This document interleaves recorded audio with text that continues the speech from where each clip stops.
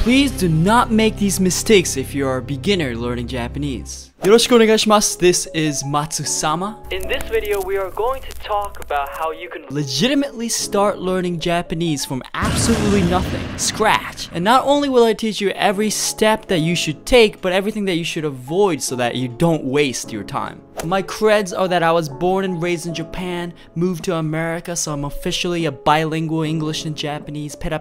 I have 240,000 followers on TikTok, and I am trying to spread the world the language of anime so that you could turn that subs off when you watch anime. So let's get into the 3 steps you must take to reach Japanese fluency. First step to your training arc to mastering Japanese is to memorize all 3 writing systems: Hiragana, Katakana, and Kanji. Now you might be saying, what the nani, Matsu? Why are there 3 writing systems in Japanese? Isn't one enough? And honestly, as you develop further understanding of Japanese, get more proficient at it, you actually will understand that having 3 writing systems makes it so much easier to read and write Japanese. You will be for the existence of all 3 of them. Well, maybe 90% positive about it. Like, what you have to understand is that when you first hear or think that there's 3 writing systems, you might think like, oh, so Japanese people would write on a sentence or an essay in one writing system, and then a different environment or context they might use another writing system to write their own sentence and essay. And no, that's not the correct way of understanding it at all.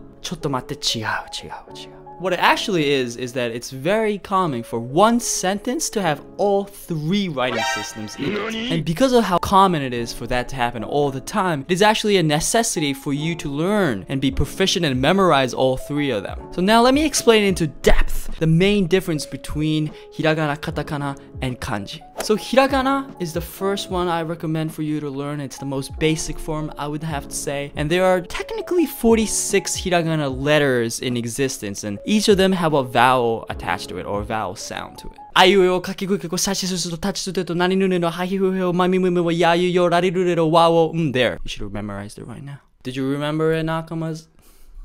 Matsu, yamete kudasai. But the aesthetic characteristic is that these hiragana have more of a curvy feel to it, with loops and flicks and dots in various locations. Now, I would have to warn that there are things like dakuten, which are like these little 2 dots at the top right corner, which does change the sound of the hiragana basically decently completely. Like, for example, kakikugeko will turn into gagikugeko. And some of the hiraganas even have a little open circle to the top right. You could add an open circle, and like hakihuheho will turn into papipupepo. And those you also have to memorize, as it does come up all the time, which increases the amount to around 71 hiragana you actually have to know. And finally, you can make some hiragana tiny, which makes it connected to the last big hiragana, like kyo, sho, myo, things like that. Like sha-ringan, instead of shia-ringan, it's actually sha-ringan, stuff like that. But all of them will appear all the time, so you must memorize them. If you liked the video so far, please drop a like, because it really helps out the channel. Onegaishimasu. Now, the good part is that for katakana, the second writing system, essentially the whole concept is the same in that there's 1-to-1 ratio from hiragana to katakana. Each hiragana letter has a corresponding katakana letter for it. But I would say katakana has more of a harsher angle and a more vertical line attached to it. You could kind of get the feeling of it. And because of that, you might be saying, then why do we need to learn katakana? Isn't hiragana just enough? But the truth is, you would have to know that katakana is frequently used in like scientific words, loan names, or loan words, which is basically international words brought to Japan, like America, spaghetti. Obviously, that's not Japanese. You could kind of guess probably it didn't exist in Japan before. But it could also be used for emphasis and stylistic purposes, for like advertisement or like manga. But the thing is, once you memorize it once, you remember it completely in Japanese, so it would be second nature. So people would sometimes just use it whatever or whenever they feel like it, just to have a little oomph, little katakana flair. So again, it's necessary, and you must avoid not understanding these things completely, like the palm of your palm. te. Like, you don't want to be that guy that knows hiragana completely, but katakana still iffy, and then start pausing at a crucial sentence. You're like, I don't know what this phrase means. But if you want to learn hiragana and katakana, I do have a Skillshare course, both in the link in the description below, where I go over each of the letters and each of the dakuten and the circles and how to write and pronounce them. So if you're curious, check it out. Now finally, kanji is quite different. Kanji is called like ideographic writing. Each character represents a concept or an idea. Now it's like we're going away from vowels, you know, which was more intuitive. For example, this kanji, mizu, means water. So that whole thing had 2 vowels in it, right? Mizu. Each character could also have 1 or more, like 3, 4 meanings or how to read it. And the correct one depends on the context and which word it connects to the kanji or which hiragana comes after it. But some of the kanji could actually be standalone completely as well. And because each kanji represents a concept, a little picture,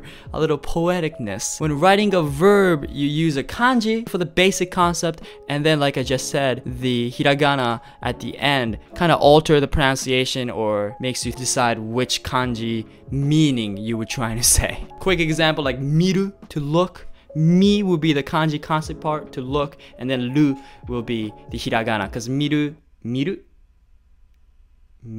well, miru would typically mean to look, but there are other Japanese words or concepts that have the same pronunciation or nearly the same pronunciation, and that's when kanji becomes easier to understand which one you meant. Now, I would not go as far as to say you need to learn all kanji in existence. That would be nearly impossible. There's a bunch of them. There's a bunch of them coming up. There's like huge ones. There's like insane stroke number ones that I don't even know. But I would recommend you to learn until like middle end of elementary school for a Japanese kid or Japanese student, and that would help you go a long way. Number 2, second step is now that you have mastered the writing system, and you better have mastered it. Like I said, avoid not mastering it completely. You can now understand how to make a sentence. A key point to understanding about how to make a sentence in Japanese is that there are a bunch of these little things called particles. Particles in Japanese allow for nouns, verbs to be connected in the sentence. So essentially you can make any sentence you want after you understand particles. You just connect them, and then you can make a pretty long sentence. For example, watashi wa restaurant de tomodachi to ramen wo tabemashita. There were like 4 or 5 particles right there. I had at a restaurant with my friend, I had some ramen. Umakatta. It was delicious. But essentially that was just a bunch of nouns and a verb connected with particles. This is essentially the whole Japanese sentence right there. You could close the book now. No, but you would have to understand those basic particles as well as conjugations for verbs. But essentially those things will build up. If you get proficient at it, you could build those things up so that you make more complicated sentences. For that, I also have a basic grammar in Japanese. If you already know hiragana, katakana, and stuff like that. And basic grammar in Japanese too is coming over soon. It will go over the depth of particles if you wanted to learn more from me. Step number 3, finally, third step is pronunciation. At the end of the day, what you want to do, or what I think you want to do, is not to write a long novel like Murakami Haruki, although Norwegian would, if you could write that, it might be pretty cool, is for you to go to Japan and converse with the natives so that you can make a tomodachi, a little nakama of yours. Now, in order to do so, and in order to do so comfortably, what would be very important is for you to master the Japanese pronunciation, because it's definitely a lot more difficult than you might think even after you practice it. Now, for pronunciation, I think watching anime is actually not a bad idea, but instead of sort of zoning out your brain and just binge watching that One Piece episode after episode, oh, Luffy, his arms got longer, his stomach blew up like a balloon, you would have to actively participate in watching the process in the series and the episodes. When someone says "doshite," you would have to pause that right there and say "doshite." I'm just kidding, that was a little mean. I'm sure you could pronounce it better than that. Doshite, along with the anime character, whatever anime character that said it, but why? Doshite, and then rewind it, pause it, go for it, doshite, and then keep on practicing that. This would help slowly get your muscle memory improved so that you don't even have to think about how to pronounce it using your cheek muscles and such. But I would even encourage you to practice longer sentences, even if it may be difficult, like when Pochita in Chainsaw Man gave Denji his heart. 私の心臓をやる。代わりに、デンジの夢を私に見せてくれ。